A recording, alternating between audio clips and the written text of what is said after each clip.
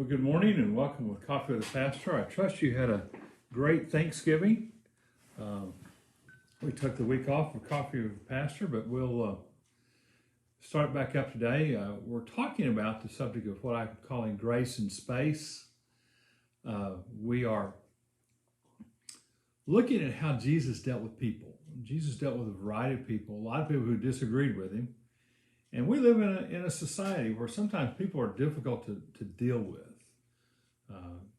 There are people who want to cancel you if you disagree with their politics. A lot of people, if you disagree with them, it's not like we can disagree agreeably or we can disagree about our ideas. It's like you're personally attacking them if you disagree with them. How do you deal with that? Well, Jesus dealt with that in his day, and we've looked at some people who dealt with, but I thought the people you deal with closest are the people that we need to understand.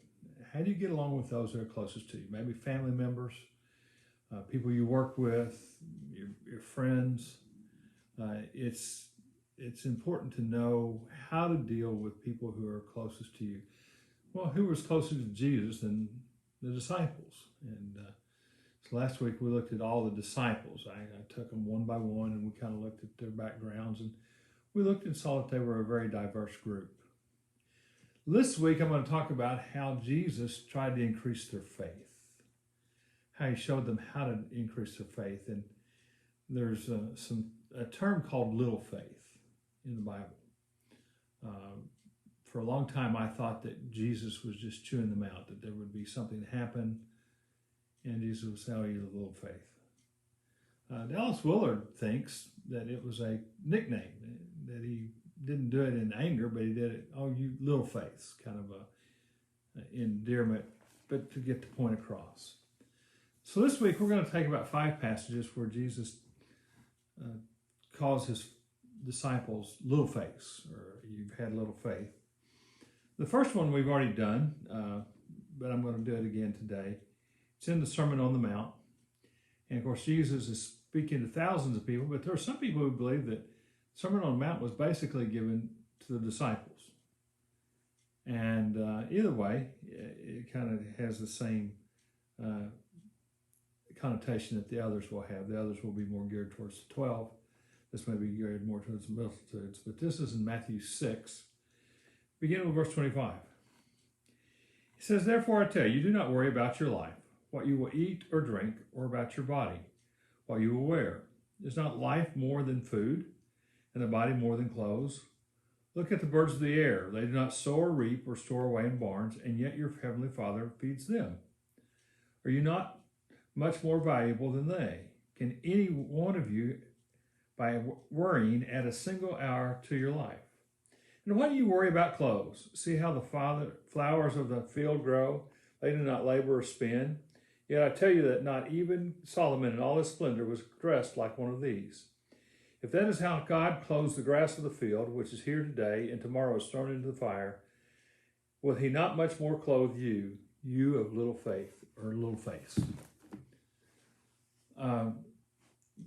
Jesus realized that probably in his audience that day, and even among the disciples, 2 of the most prevalent things that they had to worry about was, what am I going to eat? Where am I going to get something to eat? And what am I going to wear? That was a primary concern. They did not have a lot of clothes. They probably had one set of clothes, an undergarment and an outer garment. And if one of those wore out or got torn or something like that, they were out. And so they were concerned about clothes. They were concerned about food. Where's my next meal coming from? And so Jesus tells them, you don't have to worry about this. You trust God, and he'll meet your needs. And one of the things that he does, he says, okay, when you don't trust God with your needs, you're little faiths. You have little faith. And so one of the first lessons that Jesus teaches the disciples about increasing their faith is just depend upon God for the small things, for your food, for your clothes, for things. Just let God increase your faith that your needs are going to be met. We spend way too much time worrying about the little things of life. Obviously, if there's things that we need to do to cut our spending or whatever to meet our needs, okay, those are things we need to do. But worrying about that stuff isn't going to really do anything about it. Just acting on that is the thing. And so he begins his disciples, his training of the disciples, the training of the 12, by saying, okay, depend upon God just for your basic needs, your basic food, your basic clothes, and he'll provide it. Look at the birds of the air. They don't sow or reap, but God feeds them. Look at the flowers. They don't sow or spin, but not even Solomon in all his splendor was dressed like them. Quit worrying about it. Let God take care of it. And that's a lot of what where the walking with Jesus begins, is just putting your trust in God in the little things.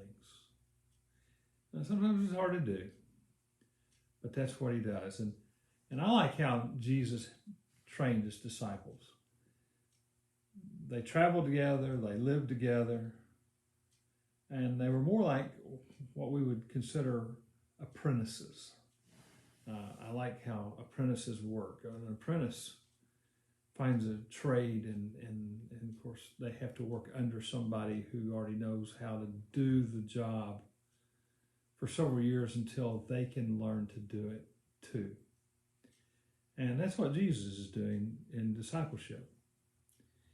He's apprenticing these 12 until they can take over and actually take the gospel to the whole world.